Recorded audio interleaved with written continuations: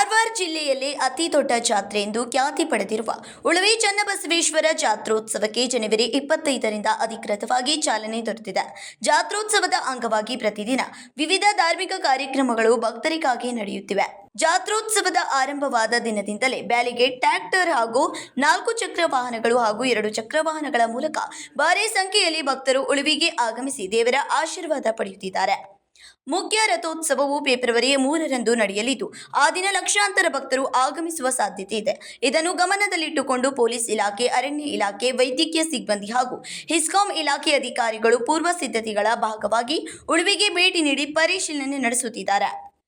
ಜಾತ್ರೋತ್ಸವಕ್ಕೆ ಹೆಚ್ಚಿನ ಸಂಖ್ಯೆಯಲ್ಲಿ ಭಕ್ತರು ಆಗಮಿಸುವ ಹಿನ್ನೆಲೆಯಲ್ಲಿ ಭಕ್ತರಿಗೆ ಶೌಚಾಲಯದ ಸಮಸ್ಯೆ ಎದುರಾಗದಂತೆ ಪುಣೆ ನಗರದಿಂದ ಮೊಬೈಲ್ ಶೌಚಾಲಯಗಳನ್ನು ತರಲಾಗುವುದೆಂದು ದೇವಾಲಯ ಟ್ರಸ್ಟ್ ಸಮಿತಿಯವರು ಮಾಹಿತಿ ನೀಡಿದ್ದಾರೆ. ಇದಲ್ಲದೆ ಜಾತ್ರೋತ್ಸವಕ್ಕೆ ಆಗಮಿಸುವ ಭಕ್ತರು ರಸ್ತೆಯ ಪಕ್ಕದಲ್ಲಿರುವ ಮರಗಳನ್ನು ಕಡಿಯಬಾರದು, ಅರಣ್ಯ ಪ್ರದೇಶದಲ್ಲಿರುವ ಒಣ ಕಸವನ್ನ ಸುಡುವ ಪ್ರಯತ್ನ ಮಾಡಬಾರದು ಎಂದು ಮನವಿ ಮಾಡಲಾಗಿದೆ. ಜೊತೆಗೆ ನೀರಿನ ದುರುಪಯೋಗ ಮಾಡದೆ ದೇವಸ್ಥಾನ ಹಾಗೂ ಸುತ್ತಮುತ್ತಲಿನ ಪ್ರದೇಶದಲ್ಲಿ ಸ್ವಚ್ಛತೆ ಕಾಪಾಡುವಂತೆ ಭಕ್ತರಿಗೆ ಕೋರಲಾಗಿದೆ. ಈಗಾಗಲೇ ಉಳವಿ ಚನ್ನಬಸವೇಶ್ವರ ಜಾತ್ರಾ ಮಹೋತ್ಸವವು ದಿನಾಂಕ 25/1/2026ರಿಂದ ಪ್ರಾರಂಭವಾಗಿದೆ.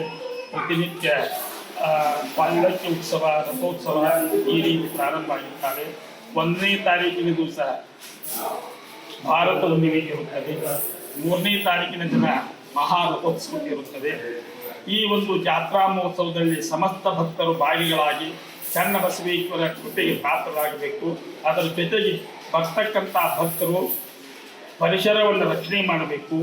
ಜಾನುವಾರುಗಳಿಗೆ ಯಾವುದೇ ರೀತಿಯಿಂದ ತೊಂದರೆಗಳನ್ನು ಕೊಡಬಾರದು, ಪ್ಲಾಸ್ಟಿಕ್ಕನ್ನು ಬಳಸಬಾರದು, ಸಿಕ್ಕಲ್ಲಿ ಬೆಂಕಿ ಹಚ್ಚಿ ನಮ್ಮ ಅರಣ್ಯಕ್ಕೆ ತೊಂದರೆಯನ್ನು ಕೊಡಬಾರದು ಅನ್ನುವಂಥ ಮಾತನ್ನು ಮತ್ತು ಬಂದಿರತಕ್ಕಂಥ ಭಕ್ತರು ಶಾಂತತೆಯಿಂದ ಮಿತವಾಗಿ ನೀರನ್ನು ಬಳಸಿ ಶಾಂತತೆಯಿಂದ ಈ ಜಾತ್ರಾ ಮಹೋತ್ಸವದಲ್ಲಿ ಪಾಲ್ಗೊಂಡು ಸುಖ ಶಾಂತಿಯನ್ನು ಪಡೀಬೇಕು ಅಂತಕ್ಕಂಥ ಮಾತನ್ನು ನನ್ನ ಟ್ರಸ್ಟ್ ಕಮಿಟಿ ಅಧ್ಯಕ್ಷರಾದ ಸಂಜಯ್ ಬಸವರಾಜ್ ಕಿತ್ತೂರು ಅವರ ಪರವಾಗಿ ತಮ್ಮ ಹೇಳ್ತಾರೆ.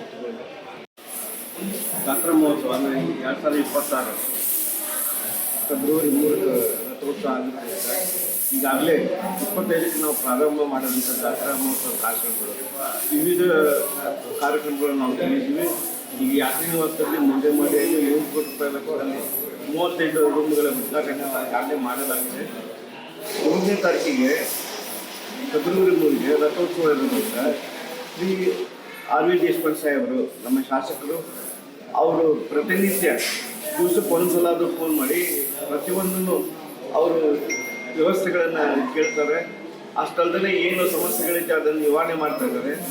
ಹೀಗಾಗಿ ನಮ್ಮ ಸಾಕಷ್ಟು ನಮ್ಮ ಭಕ್ತಾದಿಗಳಿಗೆ ಮತ್ತು ನಮಗೆ ಕಾರ್ಯರೂಪವಾಗಿ ಸಾಹೇಬರು ನಮ್ಮನ್ನ ಕೇಳಿಕೊಂಡು ಎಲ್ಲ ಮಾಡ್ತಾ ಇರೋದ್ರಿಂದ ನಮಗೆ ಕೆಲಸಕ್ಕೆ ಹಾಜರಾಗಿದೆ. ಹಾಗೆ ನಮ್ಮದು ಈ ಸಲ ಫಸ್ಟ್ ಟೈಮ್ ನಾವು ಮೊಬೈಲ್ ಟಾಯ್ಲೆಟ್ಸನ್ನು ಪುನಾದಿಂದ ನಾವು ತಗೊಂಡು ಬರ್ತಾ ಇದ್ದೀವಿ. ಅದು ಹೆಚ್ಚಿನ ವಿವರಣೆ ನಮ್ಮ ಗ್ರಾಮ ಪಂಚಾಯತ್ ಅಧ್ಯಕ್ಷರು ಹೇಳ್ತಾರೆ. ವಿಶೇಷವಾಗಿ ಬರ್ತಕ್ಕಂಥ ರೈತರ ಜಾತ್ರೆ ಆಗಿರುವುದರಿಂದ ಬರ್ತಕ್ಕಂಥ ಜಾನುವಾರುಗಳಿಗೆ, ಎತ್ತುಗಳಿಗೆ ಹಿಂಸೆಯನ್ನು ಕೊಡಬಾರದು. ಪ್ರಾಣಿಗಳನ್ನು ಒಳ್ಳೆಯ ರೀತಿಯಿಂದ ರಕ್ಷಣೆ ಮಾಡಬೇಕು, ಜೋಪಾನ ಮಾಡಬೇಕು.